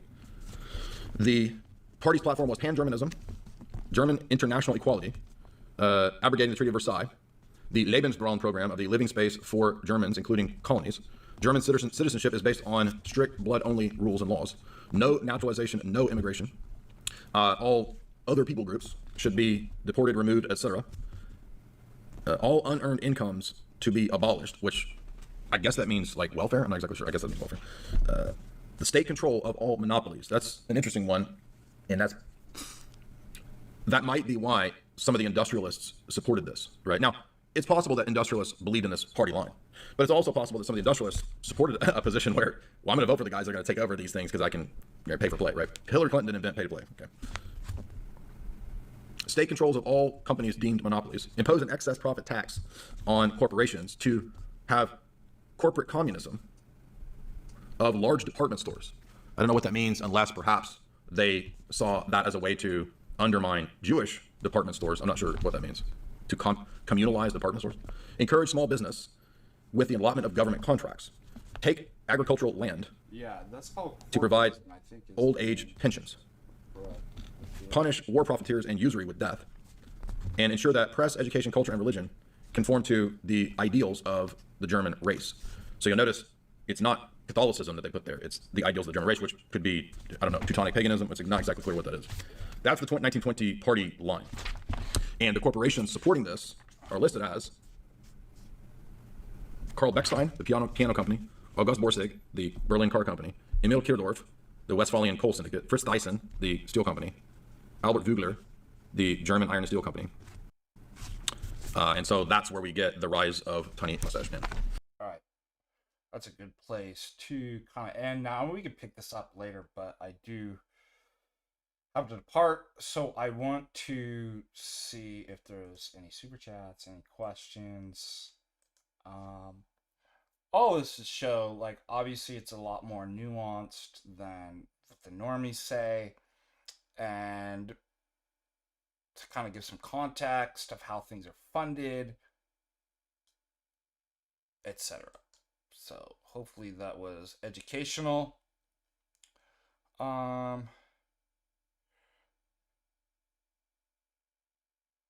Yeah, espresso J, Adderall J.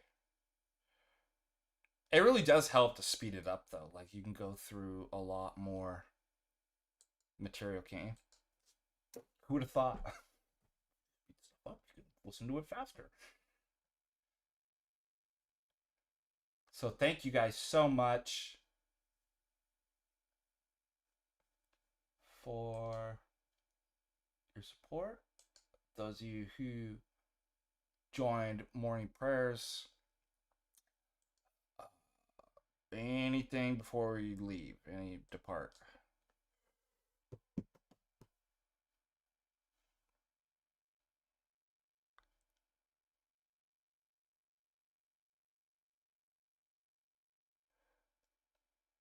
Well, if we don't, we just check super chats one more time. I want to thank everybody that gave the support. Dave Philippian, Dale7, Snow Cookies, Hush Tones, Jonas, Papakias. Hopefully I'm pronouncing that. You know my problem with pronunciation, so forgive me. And yeah, it's hard to like what's next for the West, where we're going. Like Jay said, that's kind of hard to kind of see. We obviously see who would be involved and kind of general. It's kind of Fabian socialism, probably something kind of like a merge between international capitalism and international socialism. But yeah, it's hard. I mean, you see like how deep and difficult this stuff is.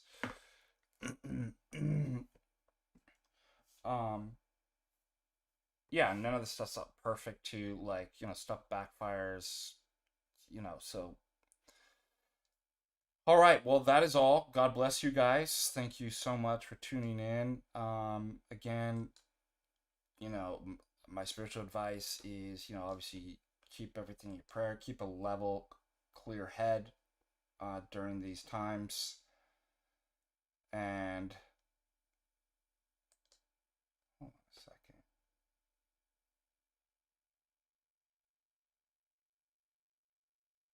Who is this? That's weird.